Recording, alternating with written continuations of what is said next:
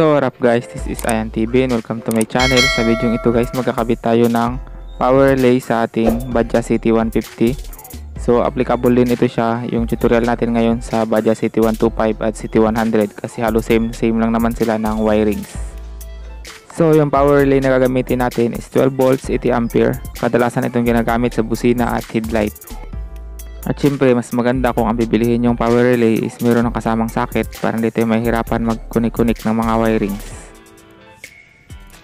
So yung power relay na ito is square type. Same lang ito ng function sa power relay na ginagamit sa solenoid starter natin o sa starter motor natin. Yung bilog, ito yan. Sa Kawasaki Fury 125 ko naman, square din yung sa solenoid starter niya. Pero ang sa starter, mas mataas ang kanyang ampere. So ito yung mga numbering niya para sa pagkabit ng mga wire. So yung 30 is direct sa battery, yung 86 naman papuntang switch, at yung 87 is papuntang lights, at ang 85 papuntang ground. So itong wiring diagram na nasa screen, sundan nyo na lang. Pwede nyo rin itong i-screenshot para magkaroon kayo ng guide. Siyempre guys, kailangan tanggalin natin yung upuan, tangke at ang kanyang headlight, baklasin natin para magkaroon tayo ng access sa kanyang mga wirings. Madali nating mahanap yung mga dapat nating pagkabitan. So ito na guys, nahanapan ko na siya ng pwesto dito sa ibabaw ng power relay ng ating solenoid starter. Ito, nandiyan ko siya sa ibabaw nilagay para hindi siya maipit ng tangke. Tsaka medyo malayo siya sa makina para hindi siya agad masunog ng init ng makina. At syempre, mas maganda kung may socket kayong binili para hindi kayo mahirapan magkabit ng mga wire sa ating power relay. So isasaksak nyo lang yan. So ngayon, yung mga wire na lang ang ating i-designate kung saan siya nakatutok. So unahin natin ito yung 85, i-connect natin sa negative. At ito namang positive, ay positive yung red, na number 30, i-connect natin sa positive. So pwede nyo siyang ilagay sa fuse, pero mababa kasi yung ampere ng stock na fuse na nakakonect dito sa ating charger or rectifier. So ida-direct ko na lang muna siya para lagyan ko na lang ng fuse pag nakabili na ako, kasi mas mataas na ampere dapat ng fuse ang kailangan. So ito na, ikinonic ko na yung number 30. Yan, kinonic ko na siya direct sa battery, hindi ko siya dinaan sa fuse kasi mababa yung ampere ng fuse. Lalagyan ko siya ng separate na fuse dito para sa power relay lang talaga na to. So yung 85 naman, kinonik ko na sa negative. Yan. Tapos itong dalawa, yan, yung 87, ito nakakonik sa high and low, direct sa ilaw. Yan, dito siya nakakonik sa high and low. So bubuksan natin yan mamaya para makita natin yung mga wirings, kung anong kulay ang pagkakabitan natin. Tapos itong 86 naman, nakakonik ito sa switch ng ilaw. Yan, bubuksan din natin yan namaya at i-connect natin siya sa battery drive. From stator drive, ililipat natin siya sa battery drive. So kailangan natin buksan yung headlight kasi nandyan ang access lahat ng mga terminal ng wirings. So yan, nabaklas ko na ang headlight at ang mga handle switch nya. Yan, para makita natin yung kulay ng mga wirings, yung color coding nya itong sa switch ng headlight.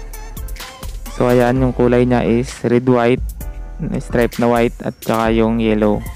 So yung dilaw na yan guys, yan yung wirings na galing sa stator. Naka-stator drive pa yung ilaw natin, kaya hindi siya iilaw hanggat hindi umandar yung makina. So ngayon, yung dilaw na yan, puputulin natin, i-connect natin namaya sa battery drive, sa susian o sa ignition natin para maging battery drive siya. At yung red wire naman na may stripe na white, yan yung connected papunta sa ating high and low beam. So yan, puputulin din natin yan, i-connect natin sa number 86 ng ating power relay. So ito na siya guys, nilagyan natin ng extension wire ang number 86. Ito yung 86 natin, yung para sa switch, at yung para sa ilaw, itong 87. So nilagyan natin siya ng extension wire papunta dito sa headlight.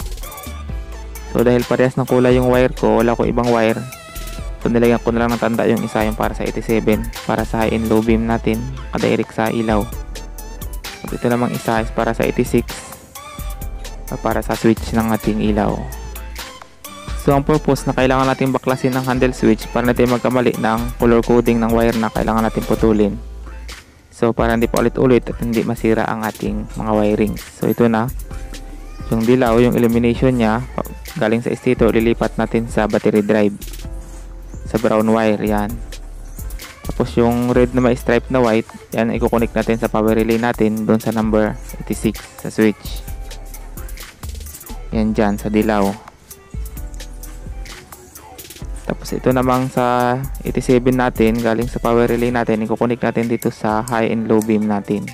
So para madali nyo makita kung saan karugtong itong high and low beam natin, galaw-galawin nyo lang yung wire yan, kung saan yung terminal nagagalaw, so automatic siya yun. Yun yung karugtong nya. So ito palang high and low beam natin, mayroon pang pass light. So kailangan din natin ililipat yung dilaw na part nyan. Kailangan din natin ilipat yan sa battery drive para gumana yung ating pass light. So yung red na may stripe na white na galing sa switch natin, sa kabilang switch, kakulay. So yan yung main source ng high and low beam natin. So yan yung puputulin natin, i-connect natin sa number 87 ng ating power relay. So ayan, kakulay siya nitong white thread ng sa kabilang switch. Yan, ito yung pinutol natin, kinonect natin sa number 87. Diretso na ito sa ilaw, sa high and low beam. So ayan, i-connect na natin lahat. Pwede na nating i-testing. So i-check natin kung magtatagil na yung ating power relay. So i-on na natin yung switch. So ayan, nag-click na yung power relay. Nakikita nyo sa video. Yan, medyo malabo lang. So gumagana na siya. So ayan, umilaw na yung headlight. I-off natin ang switch. Yan. So ayan, i-off natin yung susi. So ayan. So connected pa rin siya sa susi para pag naka-off ang susi, hindi siya gagana. Kailangan sa brown wire niya siya may battery drive, hindi doon sa white. Kasi pag sa white wire, naka-live siya palagi. Hindi siya ma-off ng switch, ay ng susian. So yung high and low niya gumagana rin. Ang hindi gumagana is itong ating pass light. Kasi naka-stator drive pa yung pass light. So kailangan nating ilipat yung yellow part niyan sa battery drive din. Ililipat natin sa brown wire. Dito sa switch ng pass light natin, mayroong yellow wire. Yung yellow wire na yan nakakunik pa sa stator drive. So magkakakurente lang siya pag gumana yung motor, yung makina. Magkakaroon ng kurente yung stator. So ngayon ililipat natin yan siya sa brown wire. Puputulin natin para ma-direct siya sa battery. So aandar na rin yung pass light natin kahit na nakapatay yung makina.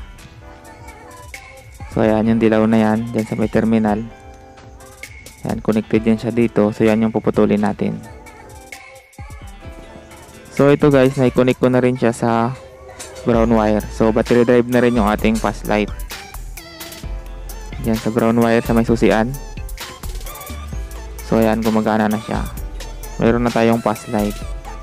So yun lang. So recap lang natin yung wirings ng power relay. So itong 30 connected sa battery direct. At itong 85 direct sa negative. Yan. At ang ating 86 connected sa switch. Yan. Yung 87 naman diretso sa high and low natin. At hanggang dito na lang. So kung may natutunan ka sa video natin, huwag mo kalimutang mag-subscribe at i-click ang notification bell para sa susunod pa nating mga uploads. Always ride safe.